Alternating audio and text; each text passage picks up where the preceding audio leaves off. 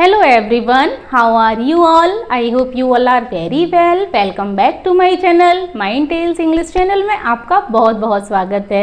Students, previous video में हम पढ़ चुके हैं एंग्लो सैक्सन पीरियड एंड ये सीरीज़ हमारी हिस्ट्री ऑफ इंग्लिश लिटरेचर की चल रही है। हम पूरा कवर करेंगे इसको एंड प्रीवियस वीडियो में हम एंग्लो सैक्सन पीरियड को बहुत अच्छे से पढ़ चुके हैं। जिसने नहीं देखा है वो जाकर देखिए, हमने स्टोरी के थ्रू पढ़ा है, आपको डेफिनेटली समझ आएगा। एंड आज हम पढ़ेंगे एंग्लो नॉर्मन पीरियड। आइए देखते हैं इसमें क्या हुआ था। देखिए बहुत ही इंटरेस्टिंग वे में पढ़ेंगे क्योंकि ये हिस्ट्री ऑफ इंग्लिश लिटरेचर है। हिस्ट्री तो वैसे भी ज़्यादातर स्टूडेंट्स को बोरिंग ही लगती है, लेकिन तब भी हम इसको इंटरेस्टिंग बनाते हुए चलेंगे। देखिए history of middle English literature. History of middle English literature कब से कब तक रही है? 1066 AD से 1500 तक history of middle English literature रही है।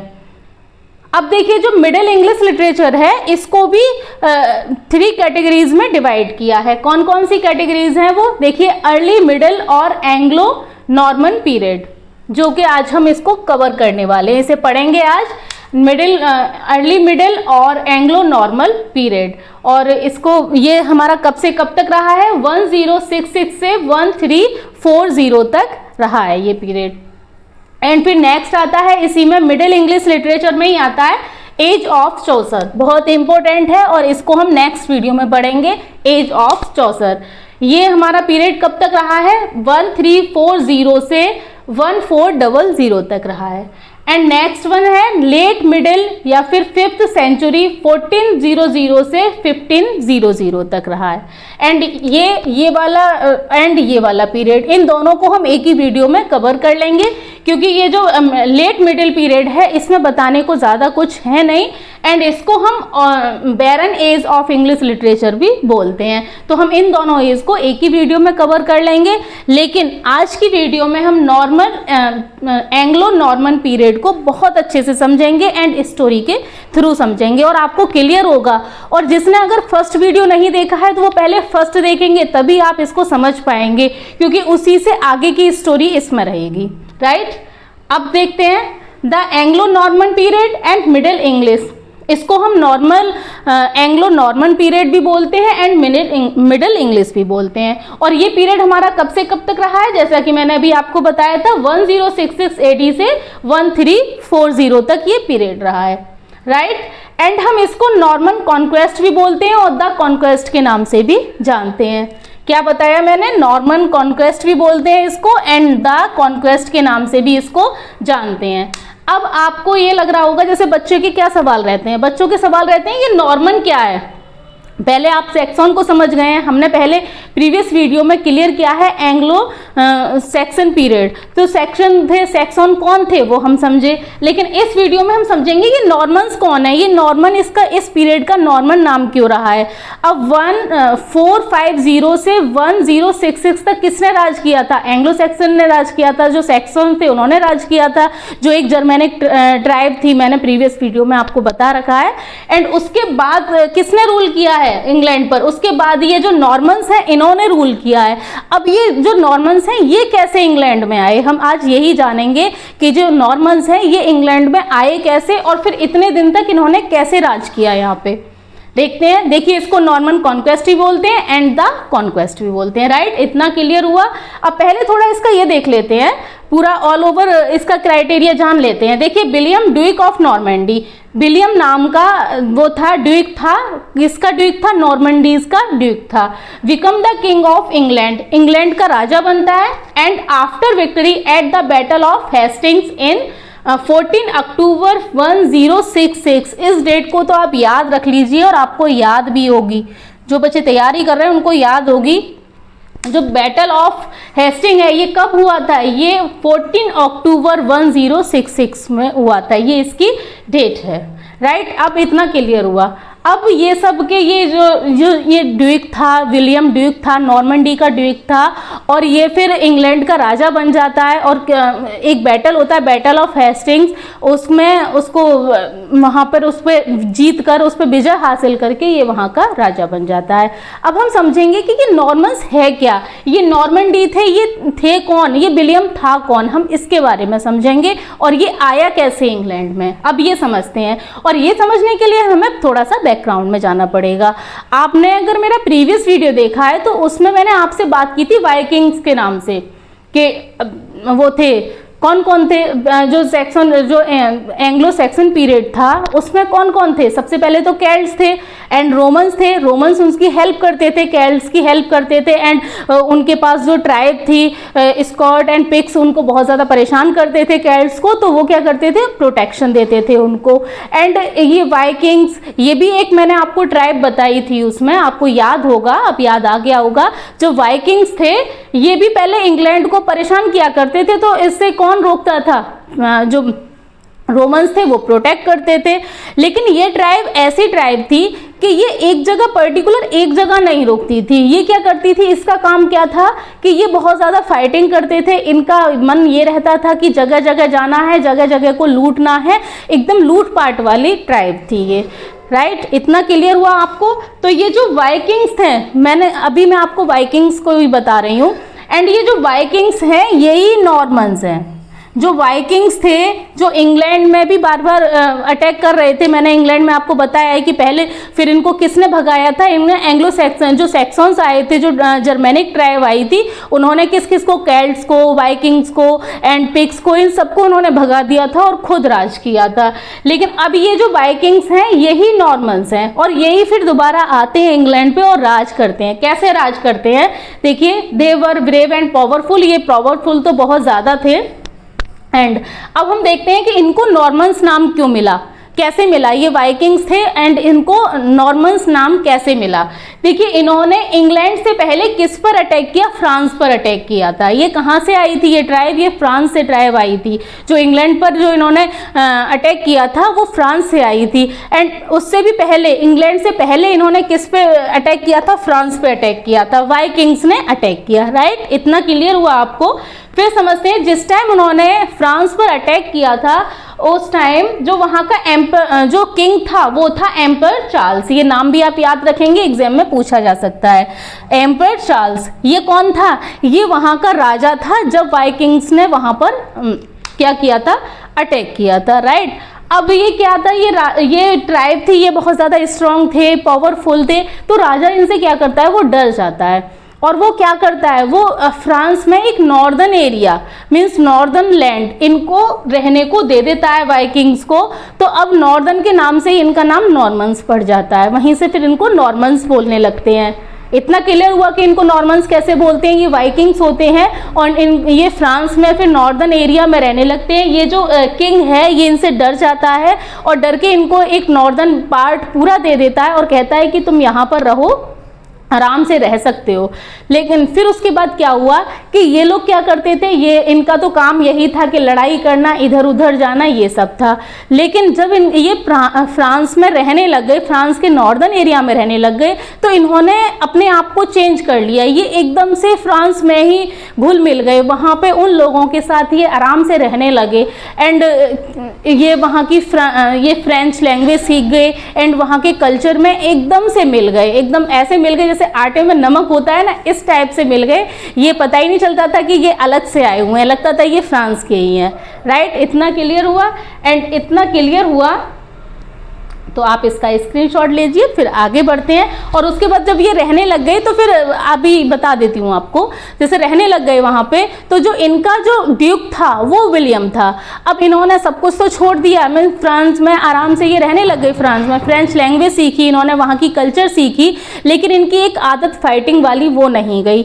अब इनका क्या मन हुआ कि हम इंग्लैंड पर अटैक करेंगे। कहाँ करेंगे, इंग्लैंड पर अटैक करेंगे। एंड वहाँ का राजा उस टाइम का वेसेक्स का राजा कौन था, एंड इन्होंने फिर वहाँ पे अटैक किया। कैसे अटैक किया वो मैं अभी बताऊंगी, पहले आप इसका स्क्रीनशॉट लीजिए फिर बताती हूँ।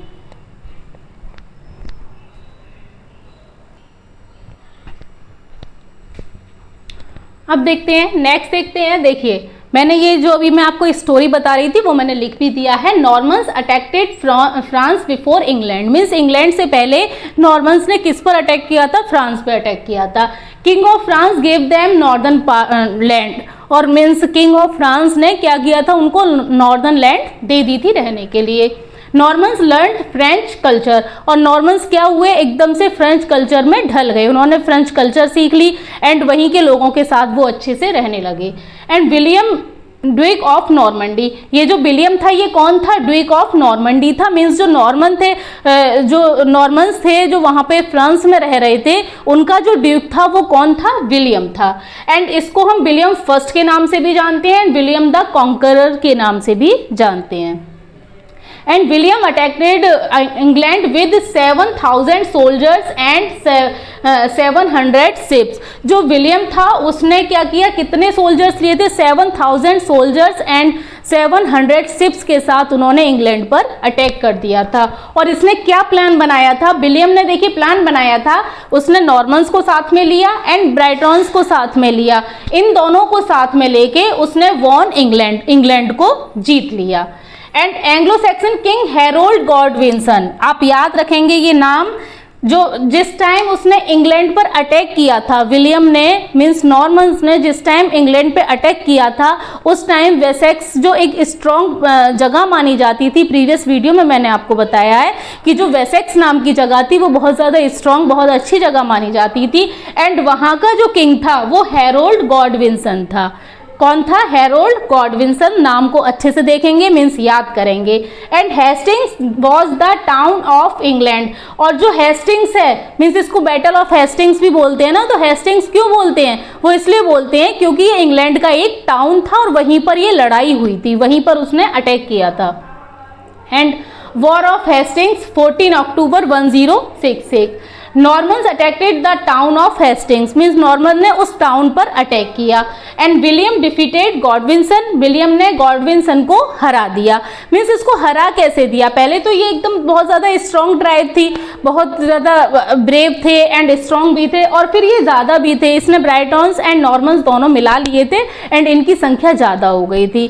और अब क्या हुआ? जो गॉडविंसन है ना ये तो घोड़ों पर था, मीन्स विलियम था ये घोड़े पर था, एंड ये जो गॉडविंसन है ये क्या था? ये अपनी सेना के साथ जमीन पर मीन्स पैदल ही था, जैसे इसकी सेना थी उन्हीं के साथ था। और इसने क्या किया? उस टाइम इसने अपना जो वो पहनते हैं हेलमेट टाइप से जो पहन लेते हैं लड़ाई करते टाइम, तो उसने उतार दिया था। और जब वो उतार दिया तो उसकी आंख में तीर आके लगा एंड वहीं पर इसकी डेथ हो जाती है। और जब इसकी डेथ हो जाती है तो फिर 25 दिसंबर मीन्स क्रिसमस डे के दिन इसने वहां का जो सिंहासन है वो हासिल कर लिया, मीन्स इंग्लैंड का ये राजा बन गया। कौन बन गया इंग्लैंड का राजा? William first. मीन्स अब ये विलियम फर्स्ट पहला ही तो था तो इसको विलियम फर्स्ट भी बोलते हैं। अब आप ऐसे समझिए, देखिए बैटल ऑफ हेस्टिंग है, इसको war of Hasting and battle of Hasting भी बोलते हैं, दोनों नाम हैं इसके। बैटल ऑफ हेस्टिंग से पहले किसका राज था? एंग्लो सैक्सन का राज था। एंड बैटल ऑफ हेस्टिंग के बाद किसका है? एंग्लो नॉर्मन्स का राज है। अब आप क्लियर कर पाए हैं, देन आप क्लियर कर पाए और आपको स्टोरी भी पता चली है कि नॉर्मन्स कैसे आए और ये एंग्लो नॉर्मन कैसे हुए, ये क्या है ये आपको पता चल गया होगा। आप स्क्रीनशॉट लीजिए। अब थोड़ा सा इसके लिटरेरी वर्क की तरफ चलते हैं।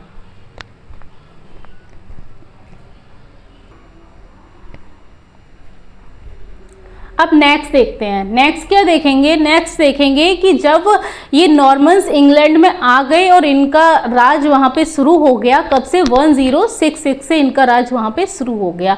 तो इन्होंने क्या किया? इन्होंने बहुत कुछ उथल पुथल कर डाला वहाँ पे। क्या उथल पुथल कर डाला? इन्होंने हर जगह चेंजेस किए। क्या क्या चेंजेस किए? देखिए सोशल, कल्चरल एंड पॉलिटिकल, हर जगह इन्होंने चेंजेस किए एंड अपने तरीके को अपनाया। और अपना तरीका मतलब कि फ्रेंच कल्चर से आए हुए थे, तो वहाँ पर फिर इंग्लैंड में क्या हावी हो गया? फ्रेंच कल्चर थी वो हावी हो गई। मीन्स इन्होंने हर एक चीज़ को फ्रेंच कल्चर के अकॉर्डिंग ढाला इंग्लैंड को। कैसे ढाला? देखिए, the Norman conquest brought significant changes to English literature and language. वो एकदम सिग्निफिकेंट चेंजेस लेकर आए इंग्लिश लिटरेचर में एंड लैंग्वेज में। पहले लैंग्वेज कौन सी बोली जाती थी? ओल्ड इंग्लिश बोली जाती थी। एंड अब ये क्या बोलने लग गई? ये फ्रेंच। इन्होंने ओल्ड इंग्लिश को बिल्कुल ख़त्म कर दिया। इन्होंने हर जगह से ओल्ड इंग्लिश को ख़त्म कर दिया। इन्होंने कहा ओल्ड इंग्लिश कहीं नहीं बोली जाएगी। कौन सी लैंग्वेज बोली जाएगी? फ्रेंच लैंग्वेज बोली जाएगी। एंड आप इसको बहुत ध्यान से सुनते रहिए और पढ़ते रहिए, क्योंकि ये क्वेश्चंस भी आते हैं कि मिडिल इंग्लिश में कौन सी लैंग्वेज बोली जाती थी, एंग्लो सैक्सन पीरियड में कौन सी लैंग्वेज बोली जाती थी। तो एंग्लो सैक्सन पीरियड में कौन सी थी? ओल्ड इंग्लिश थी। और क्या बोलते थे? लैटिन बोलते थे। और लैटिन जैसे ये क्लर्जी मैन वगैरह थे, ये लैटिन बोलते थे। बट अब इसमें क्या हुआ, उसने हर जगह से किसको हटा दिया? ओल्ड इंग्लिश को बिल्कुल बैन कर दिया। और कब से कब तक कर दिया? French becomes official language and court and parliament England. Means के इंग्लैंड के कोर्ट एंड पार्लियामेंट में कौन सी लैंग्वेज हो गई? ऑफिशियल लैंग्वेज कौन सी हो गई? फ्रेंच हो गई। And old English ban during 1066 से 1200 तक ये ओल्ड इंग्लिश है, ये एकदम से बैन कर दी गई। लेकिन बैन करने के बाद भी अब ये क्या हुआ? England become a trilingual country. अब इंग्लैंड में 3 लैंग्वेज बोली जाने लगी। क्या क्या बोली जाने लगी? क्योंकि ये जो आए थे, नॉर्मन्स आए थे, इन्होंने फ्रेंच लैंग्वेज को ज़्यादा प्रेफरेंस दिया, मीन्स डोमिनेट किया। कौन सी लैंग्वेज को? ओल्ड लैंग्वेज को, ओल्ड इंग्लिश को इन्होंने डोमिनेट किया। एंड क्या किसको प्रेफरेंस दिया इन्होंने? फ्रेंच लैंग्वेज को दिया। एंड अब उसके बाद भी देखिए नॉर्मन, अब ये ट्राइलिंगुअल कैसे बना? देखिए समझते हैं ये ट्राइलिंगुअल कंट्री कैसे बना। इंग्लैंड में फिर 3 लैंग्वेजेस कौन कौन बोलते थे और कैसे कैसे बोलते थे, देखते हैं। नॉर्मन फ्रेंच, जो नॉर्मन फ्रेंच थी, इसको, और ये जो फ्रेंच बोली जाती थी इंग्लैंड में, इसको सिर्फ फ्रेंच ही नहीं, इसको नॉर्मन फ्रेंच बोलते थे। नॉर्मन फ्रेंच लैंग्वेज थी, वो बोली जाती थी ऑफिशियल एंड एलीट। एलीट होता है जो उच्च वर्ग के लोग होते हैं, बहुत हाई फाई जो लोग होते हैं वो वाले। तो ये फ्रेंच नॉर्मन वो लोग बोलते थे। एंड लैटिन रिलीजियस क्लास, यानी कि एजुकेटेड जो क्लर्जी मैन थे वो बोलते थे। मीन्स चर्च में फिर लैटिन लैंग्वेज ही चलती थी। एंड अब क्या बचा? ये कॉमन पीपल बचे। अब कॉमन पीपल क्या बोलेंगे? ना तो उन्हें लैटिन समझ में आएगी और ना ही उनको ये नॉर्मन फ्रेंच समझ में आएगी, वो तो अपनी ओल्ड इंग्लिश ही बोलते थे। अब इस तरीके से इंग्लैंड में 3 लैंग्वेज बोली जाने लगी। एंड देखिए अब ये फ्रेंच प्लस ओल्ड इंग्लिश, इन दोनों को मिला के जो मिडल एज की लैंग्वेज बनी है, वो बनी है Anglo Norman middle English language. कौन कौन सी लैंग्वेज मिली है? French and old English. अब देखते हैं उस टाइम जो कैथलिक चर्च थे, Catholic church was very popular that time. Catholic church उस टाइम बहुत ज़्यादा पॉपुलर थे। क्वेश्चन आ जाता है कि उस टाइम कौन से चर्च ज़्यादा पॉपुलर थे, तो कौन से थे? Catholic. And the most popular form of literature was romance literature. उस टाइम जो लिटरेचर की फॉर्म थी वो कौन सी पॉपुलर थी? रोमांस लिटरेचर पॉपुलर थी। And these romance are notable for their history rather than their poetry. Means ये क्या कहते हैं कि जो ये रोमांस था, ये जो लिटरेचर थी, रोमांस लिटरेचर थी, ये स्टोरी में ज़्यादा होती थी रादर देन, बजाय उसके पोइट्री के। एंड स्टूडेंट्स आप इसे क्लियर कर पाएँ एंड आपको समझ आ रहा है। एंड आई होप कि आपको हिस्ट्री ऑफ इंग्लिश लिटरेचर पढ़ने में अच्छी लग रही है। आप इसका स्क्रीनशॉट लीजिए, फिर आगे बढ़ते हैं। अब नेक्स्ट देखते हैं स्टूडेंट्स, हमने ये देखा नॉर्मन्स कैसे आए, इनकी लैंग्वेज देखी, फिर लैंग्वेज कौन सी हो गई इंग्लैंड में। अब देखते हैं लिटरेरी वर्क। लिटरेरी वर्क बहुत ही इंपॉर्टेंट है, बहुत ध्यान से देखेंगे, इंपॉर्टेंट चैप्टर है। इससे लिटरेरी वर्क जो पूछे जाते हैं ज़्यादातर इन्हीं वर्क में से ज़्यादा पूछते हैं और ज़्यादा कुछ है नहीं। देखते हैं लेमन्स ब्रूट। एक लेमन्स राइटर थे और उनका वर्क था ब्रूट, उसी टाइम का है। क्वेश्चन भी आ सकता है कि ये जो ब्रूट जो वर्क है ये किस एज का है एंड किस राइटर ने लिखा है। एंड दूसरा है क्रॉनिकल ऑफ ब्रिटेन, ये ओल्ड इंग्लिश में लिखा हुआ है। मीन्स ये एक ऐसा पहला वर्क है, Chronicle of Britain old English में लिखा हुआ है। और ये जो नॉर्मन्स जब इसमें इंग्लैंड में आए थे तो ये पहला वर्क है जो ओल्ड इंग्लिश में लिखा गया है। और ये ओल्ड इंग्लिश वही ओल्ड इंग्लिश नहीं रही जो एंग्लो सैक्सन में बोली जाती थी। मीन्स अब ये बदल गई है, कुछ इसमें लैटिन के वर्ड मिले हैं, कुछ फ्रेंच के मिले हैं, कुछ ओल्ड इंग्लिश के मिले हैं।